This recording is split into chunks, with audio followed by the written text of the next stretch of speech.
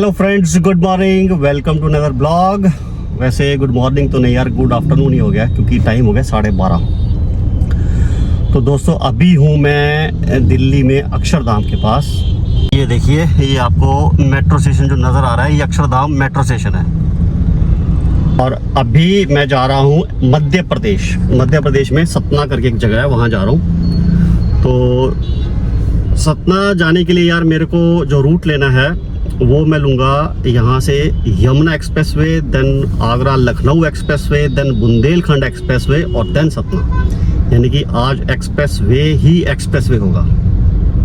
और ये फ़ायदा है वैसे, सही बताऊँ तो, क्योंकि एक्सप्रेसवे की वजह से मैं एक दिन में पहुँच पा रहा हूँ। अगर पुराने टाइम की बात करें तो सिंगल डे में सतना पहुँचना इतना आसान नहीं था, क्योंकि बीच में सिंगल रोड आती है, स्पीड ब्रेकर्स बहुत ज़्यादा आते हैं। लेकिन अब अप टू चित्रकूट तक कोई भी किसी भी तरह का ना कोई स्पीड ब्रेकर है ना कोई हर्डल है, क्योंकि सारे एक्सप्रेसवेज हैं। इनकी बात करें दोपहर के 12:38 और डिस्टेंस है 725 किलोमीटर। अराइवल टाइम दिखा रहा है रात के 11:15 बजे, 10 घंटे का लगेगा टाइम। तो मेरे को उम्मीद है कि रात को 11:15 की बजाय एटलीस्ट 10 बजे तक तो यार पहुंच जाऊंगा मैं। तो जी जर्नी करते हैं स्टार्ट। और जो मेरी गाड़ी है इसमें डीजल तो है ही है, क्योंकि अभी डलवाए हुए ज़्यादा टाइम नहीं हुआ है। तो अब कोशिश ये रहेगी कि मैं 2 घंटे तो कम से कम गाड़ी चलाऊं और उसके बाद एक लंच ब्रेक लूँगा, और फिर होपफुली मैं शाम तक कोई भी ब्रेक ना लूँ। तो जी जर्नी करते हैं स्टार्ट। अरे बाइक कहाँ बीच में ले भैया, अच्छा कर लिया साइड पे, वेरी गुड।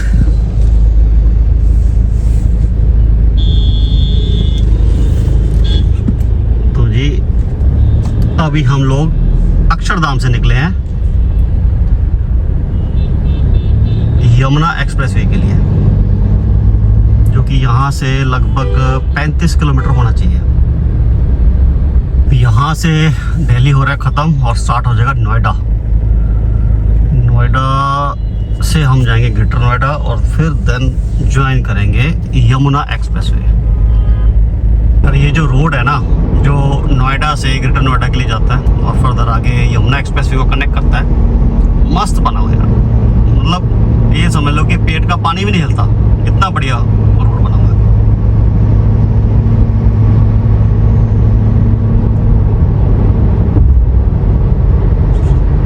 तो ये आ गया जी यमुना एक्सप्रेसवे का रैंप, और सीधा जाएंगे तो आएगा परी चौक ग्रेटर नोएडा।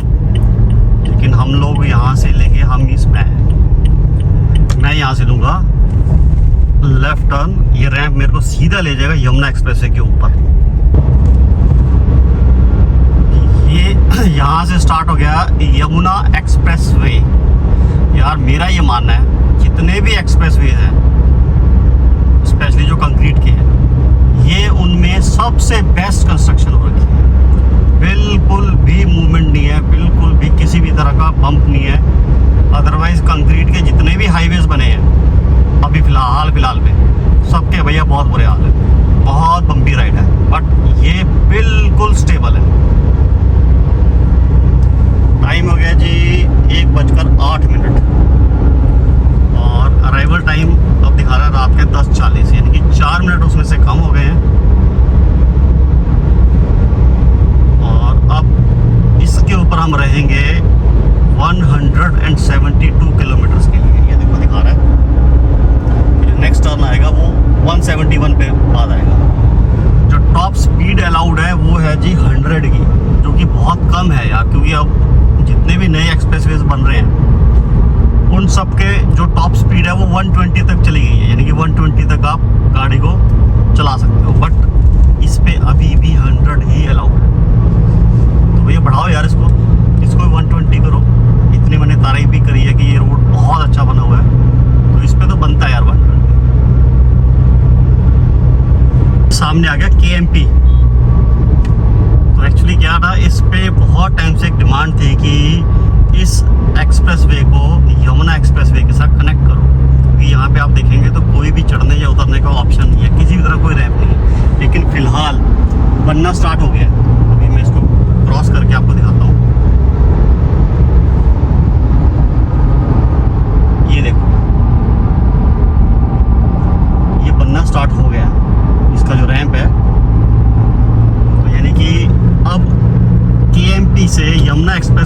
डायरेक्ट उतर सकते हैं। अदरवाइज पहले घूम के आना पड़ता था। जैसे कि मैं करनाल से आता हूँ तो हम लोग KMP पकड़ गए, परी चौक से घूम करके आते थे, यानी ग्रेटर नोएडा के बीच में से होते थे। बट फ्यूचर में आफ्टर 6 मंथ्स और 1 ईयर वट एवर जो भी टाइम लगने वाला है इसको, उसके बाद हम डायरेक्ट इस एक्सप्रेस वे पे आ सकते हैं from KMP, which is good यार। मतलब होना चाहिए ये कनेक्टिविटी, इस तरह की होनी चाहिए। बस वही है यार, एक बार इसको 120 की स्पीड अलाउड करा दो यार। 120 100 बहुत कम है, बहुत कम है। पिछले 10 मिनट से मैं इस टोल पे खड़ा हूँ, जेवर वाले टोल पे, और ये गाड़ी हिलने का नाम नहीं ले रही है, कभी आगे कभी पीछे। अब पता नहीं यार इनके पास फास्ट टैग में पैसे नहीं है या क्या सीन है, क्योंकि जब से ये एनुअल पास आया है तो लोग रिचार्ज तो कर रहे हैं, लेकिन कुछ लोगों को ये पता नहीं है, देखिए कैश दे रहे हैं। कुछ लोगों को ये पता ही नहीं है कि इस टोल पे, ये जो यमुना एक्सप्रेस वे है या आगरा लखनऊ एक्सप्रेस वे है, इस पे फास्ट टैग नहीं चलता है भैया, मतलब एनुअल पास नहीं चलता। इस पे आपको अपने फास्ट टैग में बैलेंस रखना जरूरी है। और देखो मैंने रखा हुआ है, और टोल मतलब जो बूम, टोल बूम है वो एकदम से ऊपर, तो यही गलती कर जाते हैं कुछ लोग। तो अगर आप यमुना एक्सप्रेस वे पे, लखनऊ एक्सप्रेस वे, मतलब जितने भी स्टेट के एक्सप्रेस वेज हैं, स्पेशली यूपी, क्योंकि ज़्यादातर यही है, यहाँ पे किसी भी तरह का कोई भी एनुअल पास वैलिड नहीं है। लेकिन टोल भी मोटा है यार। मेरे ख्याल में यहाँ से आगरा तक के 300-350 रुपये हैं शायद। और जो आगे लखनऊ वाला है, मतलब आगरा लखनऊ एक्सप्रेस वे, अगर आप अप टू लखनऊ जाते हैं तो लगभग 600 रुपये लग जाते हैं, if I am not wrong. 600 या 425 ऐसे कुछ है, याद नहीं आ रहा मेरे को।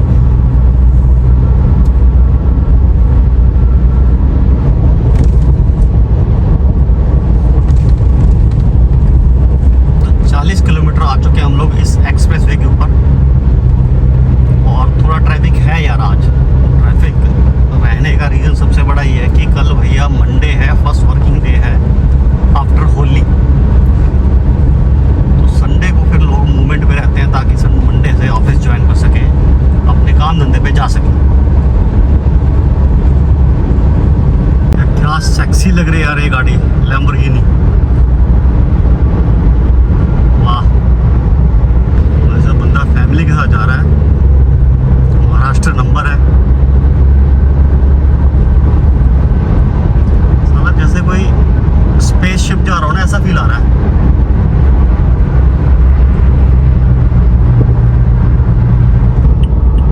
अब आएगा जी, तो मैं अब आ गया हूँ आज के फर्स्ट ब्रेक के ऊपर, जो कि है, नाम तो मुझे याद नहीं है, लेकिन ये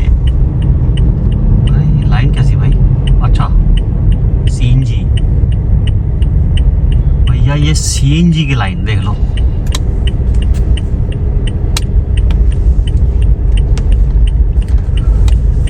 तो मैं आ गया हूँ द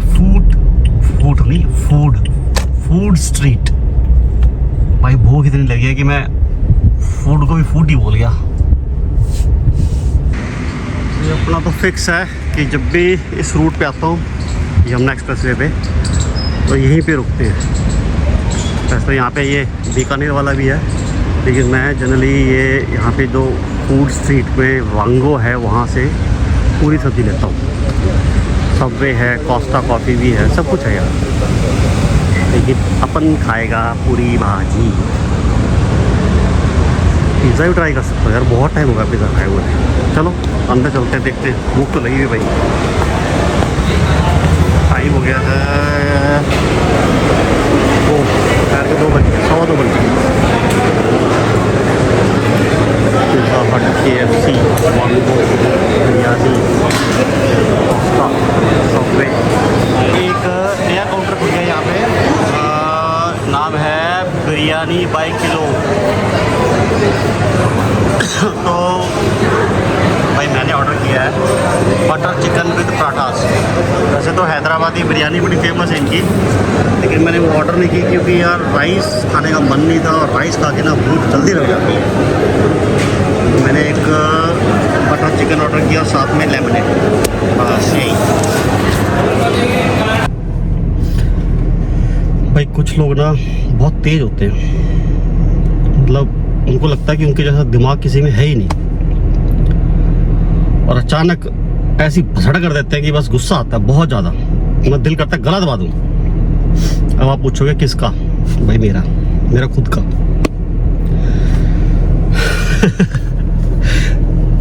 यार अब हंसी भी आ रही है, गुस्सा भी आ रहा है, मैं क्या करूँ।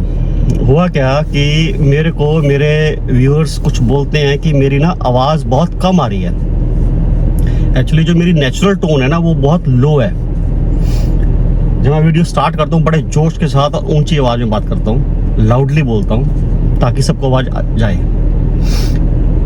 लेकिन 5-7 मिनट बाद फिर भूल जाता हूँ, अपनी नॉर्मल टोन पे आ जाता हूँ। तो ये नेचुरल चीज़ है। तो मुद्दे की बात ये है कि भाई मैंने किया एक माइक का ऑर्डर, और ये देखो वो माइक है हॉलीलैंड, आपको शायद उल्टा नज़र आ रहा होगा, और ये इसके अंदर सामान है। बहुत बढ़िया माइक है। थर्सडे को मेरे को डिलीवर हो गया। आज संडे है, मार्च में मार्च बोले तो 8 मार्च, हालांकि वीडियो आप थोड़ा लेट देख रहे हैं। तो भाई थर्सडे को डिलीवर हुआ, और कल रात मैंने बैठ करके यूट्यूब खोला और इसकी ट्रेनिंग ली प्रॉपर कि इसको चलाते कैसे, ऑपरेट कैसे करते हैं। मैं बड़ा खुश हुआ यार, अब मज़ा आ जाएगा। हुआ क्या, इसके साथ ना 2 रिसीवर आते हैं, एक आता है सी टाइप और एक आता है लाइटनिंग। तो जो मेरा फ़ोन है वो लाइटनिंग वाला है, वो एक्स्ट्रा था इसके साथ, और वो मैं घर बुलाया। क्या करूं यार, इतना गुस्सा आ रहा है मेरे को अपने ऊपर ही, क्या करूं यार। मैं अब जब घर में बताऊंगा अलग बेइज्जती होगी मेरी। मन पता क्या कर रहा है ये, ओ भाई मारो मुझे, मारो मुझे, मारो। तो एनीवेज अब जर्नी तो करनी है, और मेरे को ये ध्यान में आया जब मैं 200 किलोमीटर आ चुका था, जब मैंने कैमरा उठाया दिल्ली में आकर के कि मैं शूट स्टार्ट करता हूँ, तब मेरे दिमाग में आया। तब मैंने देखा यार वो तो मैं लाना ही भूल गया। पहले मैंने सोचा मैं रिकॉर्ड नहीं करता हूँ ये चीज़, लेकिन फिर मेरे को लगा नहीं भाई, दुनिया की भसड़े रिकॉर्ड करता है, अपनी भी कर। तो भैया ये हुआ मेरे साथ। एनीवेज जर्नी तो तय कर रही है, अब आगे बढ़ते हैं। लेकिन बहुत बुरा हुआ, बहुत बुरा हुआ, बहुत बुरा हुआ। टाइम हो गया है 3 बजे ऑलमोस्ट, और अराइवल टाइम हो गया अब रात के 11:15 का। कारण ये है यहाँ पे ना ब्रेक जो मैंने लिया थोड़ा लंबा हो गया ब्रेक, क्योंकि उन्होंने फूड प्रिपरेशन में टाइम लगा दिया, लेकिन खाना बहुत टेस्टी था। हमने क्या ऑर्डर किया था मैंने आपको अभी थोड़ी देर पहले बता ही दिया है। 8 घंटे 16 मिनट लगेंगे और 587 किलोमीटर है। तो जी अब फर्दर कोई डिले किए बिना जर्नी करते हैं स्टार्ट, क्योंकि जो लास्ट के 90 किलोमीटर है यार वो सिंगल रोड रहेगा, और सिंगल रोड पे रात का टाइम होगा, तो मैं उस चीज़ को अवॉइड करना चाहता हूँ कि जितना जल्दी हो सके पहुँच जाऊँ। और फिर भैया कितनी भी जल्दी कर लूँ पहुँचूँगा मैं नाइट में ही, यानी कि हेडलाइट्स ऑन हो चुकी होंगी। सिंगल रोड पे सबसे बड़ी प्रॉब्लम यही होती है कि सामने से जब गाड़ी आती है तो उसकी लाइट्स आंखों में बहुत पड़ती है यार। और आजकल तो वैसे भी LEDs आ गई हैं, मार्केट से लोग लगवा लेते हैं, हालांकि मैंने भी लगवाई है, लेकिन मैं उसको तभी ऑन करता हूँ जब मुझे रोड नज़र ना आए, मेरे सामने कोई ना हो। अगर मेरे आगे गाड़ी आ रही है तो मैं उसको या तो बंद कर दूंगा या लो बीम कर दूंगा, पर कुछ लोग नहीं करते हैं, तो उस चक्कर में यार सिंगल रोड पे और दिक्कत बढ़ जाती है। पर कोई नहीं, दिक्कत है तो है, जाना तो है ही। यार मेरा माइक, तो ये मथुरा का कट भी आ गया यहाँ पे, इसको बड़ा करते हैं। मथुरा का कट आ रहा है आगे, और खाना मैंने खा लिया बिल्कुल दबा के। हालांकि मेरा जो ओरिजिनल प्लान था वो ये था कि मैं मॉर्निंग में थोड़ा अर्ली निकलूँगा, अर्ली बोले तो 5-6 टाइप्स। पर हुआ ये कि हमेशा होता है कि जब आपने ट्रैवल करना हो उस रात को आपको नींद ही नहीं आती है, चाहे कुछ ही कर लो आप, नींद ही नहीं आई भैया। सुबह 6 बजे जाकर तो मेरे को नींद आई, फिर मैं सोचा यार मैं निकल पड़ता हूँ, फिर लगा नहीं यार अब एकदम से बिना कोई नींद लिए मैं निकल जाऊँ तो रास्ते में दिक्कत आएगी। तो मैंने 3-4 घंटे की नींद ली और फिर चला वहाँ से। और अब मैंने जो खाना खाया है, वो खाना भी खाया रच के, तो अब फिर नींद आएगी, 100% आएगी। अब वो आधे घंटे बाद आती है, 1 घंटे बाद आती है, वो अलग बात, लेकिन जब भी आएगी मैं पिलो घर से लाया हूँ, गाड़ी लगाएंगे साइड पे और एक पावर नैप लेंगे, 15 मिनट, 20 मिनट, आधा घंटा, 1 घंटा, कोई फ़र्क नहीं पड़ता, लेकिन नींद में गाड़ी नहीं चलानी।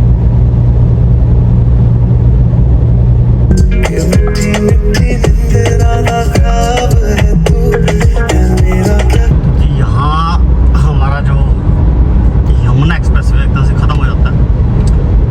ये जो लेफ्ट में टर्न दिख रहा है, अगर इसको पकड़ते हैं तो सीधा जाएगा ये कानपुर वाया टुंडला, फिरोजाबाद, शिकोहाबाद से होते हुआ कानपुर।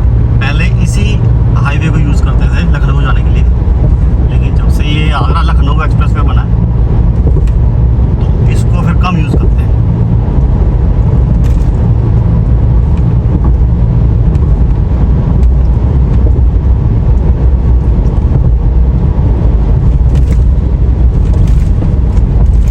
ये दिल्ली जाने वालों का जाम देख लो टोल पे।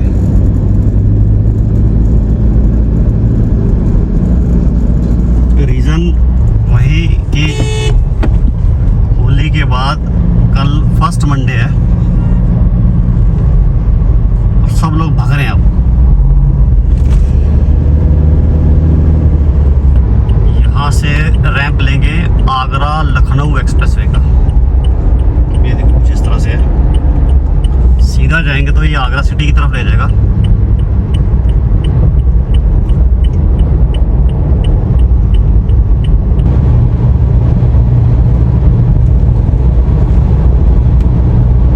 आगरा लखनऊ एक्सप्रेसवे के ऊपर जो की स्पीड पहले थी 100 किलोमीटर की मैक्सिमम स्पीड, मतलब अब वो बढ़ा करके कर दिया 120। और अभी ये मार्च से ही ये दोबारा से एक्टिवेट हुई है। दोबारा मीन्स कि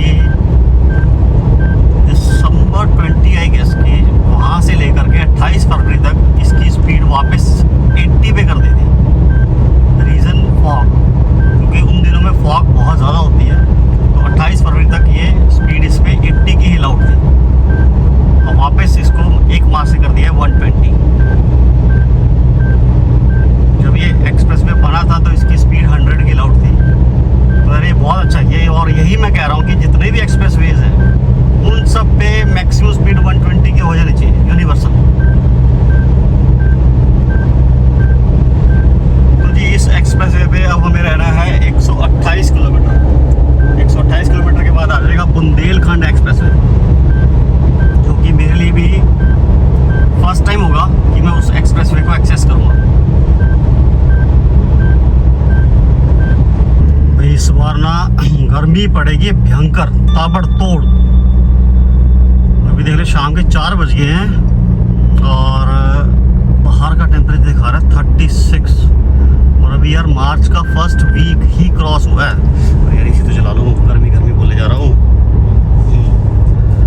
तो मार्च का भी फर्स्ट वीक ही गया है और देख लो गर्मी अभी इतनी ज़्यादा हो गई है। तो ये जून में क्या हाल होगा। यहाँ आ गया ये रेस्ट एरिया, जहाँ पे रेस्टोरेंट्स भी हैं और वॉशरूम वगैरह भी है। बस मैं यहाँ इसलिए जा रहा हूँ, भूख नहीं लगी है मेरे को, ना ही मैंने चाय पीनी है। यहाँ मैंने इसलिए लिया है कि मेरे को लेना है गाड़ी के अंदर डीजल। और अगर मैं दिखाऊँ डीजल अभी बहुत है वैसे तो, कम से कम 150-200 किलोमीटर और चल जाएगी गाड़ी, लेकिन मैं फिर भी ले रहा हूँ। कारण ये है कि यहाँ के बाद बुंदेलखंड तक तो कोई भी फ्यूल स्टेशन नहीं है, और बुंदेलखंड जो एक्सप्रेसवे है उसके ऊपर फ्यूल स्टेशन है या नहीं ये मुझे आइडिया नहीं है, क्योंकि मैं कभी गया नहीं। तो वो रिस्क ना लेते हुए मैं यहीं से टैंक फुल करा लूँगा और फिर मुझे इसके बाद डीजल की जरूरत ही नहीं पड़ेगी अप टू सतना तक। आओ भैया भर दो और आगे करूँ।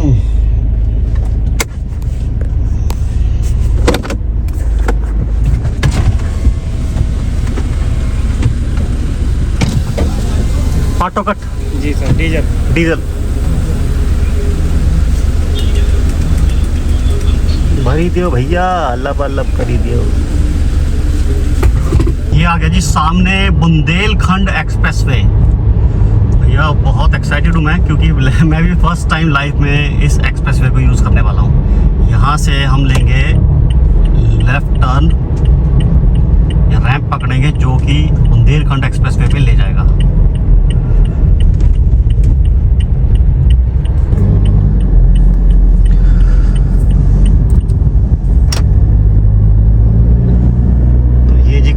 से घुमाव है और सीधा हम लोग बुंदेलखंड एक्सप्रेसवे के ऊपर आ जाएंगे।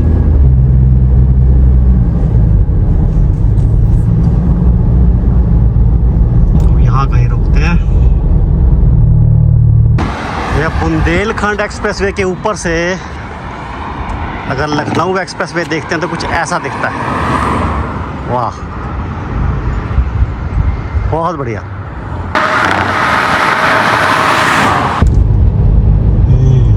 साफ हुआ। तो भैया ये एक्सप्रेस जो है एक्सप्रेस नहीं एक्सप्रेसवे, ये जो एक्सप्रेसवे है ये है 4 लेन, यानी कि 2 लेन ईच साइड। अरे गर्मी एसी तो चला लो। तो जी 4 लेन है। अभी तक मैं 6 लेन पे ड्राइव कर रहा था, अब आ गया ये 4 लेन का एक्सप्रेसवे। बट भाई कुछ भी कहो, एक्सप्रेसवे एक्सप्रेसवे ही होता है। 4 लेन हो, 6 लेन हो, 3 लेन हो, कोई फर्क नहीं पड़ता। Better than normal highways. अब टॉप स्पीड जो है यहाँ पे कितनी है, आई थिंक 100 होगी। 100 से ज़्यादा नहीं हो सकती क्योंकि 4 लेन है। और अब मेरे को इस एक्सप्रेसवे के ऊपर रहना है फॉर 292 किलोमीटर्स के लिए, यानी कि चित्रकूट में जा करके मैं इस एक्सप्रेसवे को छोड़ूंगा। और ये एक्सप्रेसवे जो बना हुआ है ये बना ही अप टू चित्रकूट तक ही है, तो यानी कि जहाँ तक बना है वहाँ तक जाना है। गुड। टाइम की बात करूँ तो बज गए हैं जी 5 और डिस्टेंस 385 किलोमीटर पेंडिंग है। रात को 11:15 बजे का अराइवल, 6 घंटे दिखा रहा है।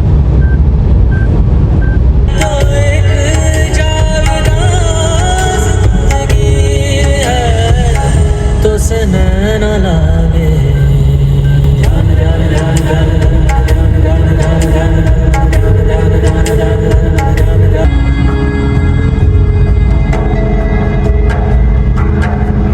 शमा को पिघलने का अरमान क्यों है, पतंगे को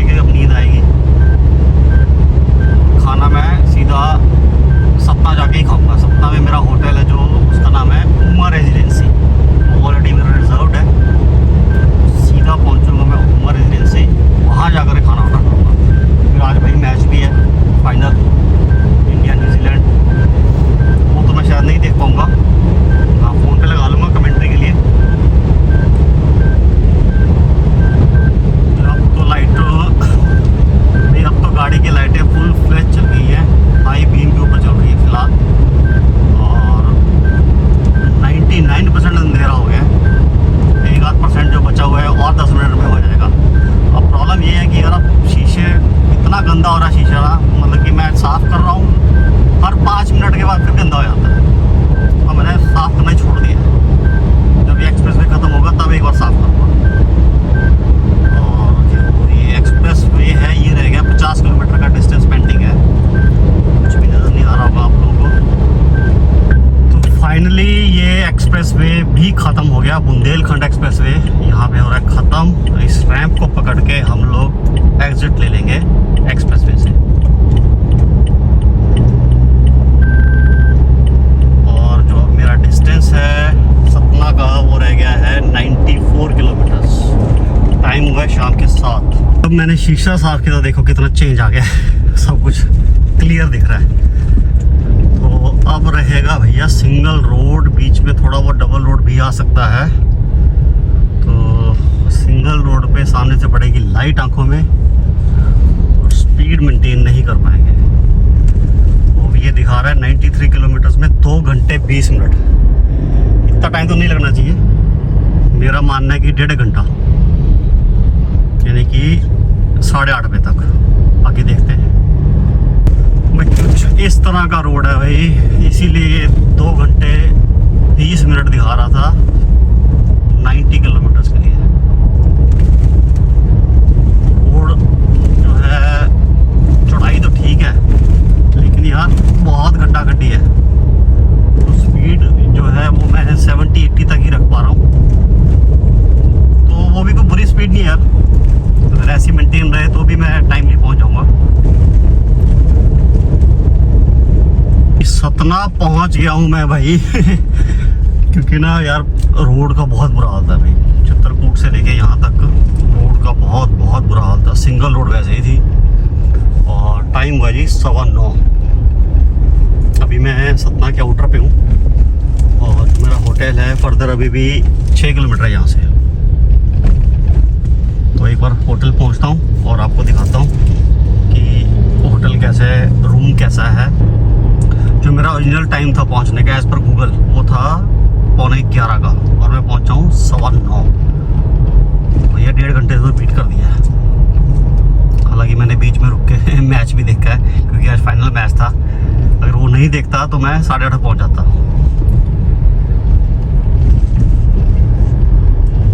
तो जी ये मेरा रूम है। 9:40 में मैं पहुंच गया यहाँ पे। Luggage area, bed, sitting area. Again अगर आपको कुछ काम करना है, और बाहर रोड साइड व्यू, टीवी, बड़ा सा एक ग्लास, एक का इनफैक्ट 2 ग्लास, और then tea and coffee maker, slippers disposable, अलमीरा, और मैं खोल नहीं रहा इसको, एंड वॉशरूम। तो जी ये थी मेरी जर्नी। आप ये मान चलो कि 9 घंटे में मैं दिल्ली से सतना पहुंच गया। तो जी आई होप आपको ये वीडियो अच्छा लगा।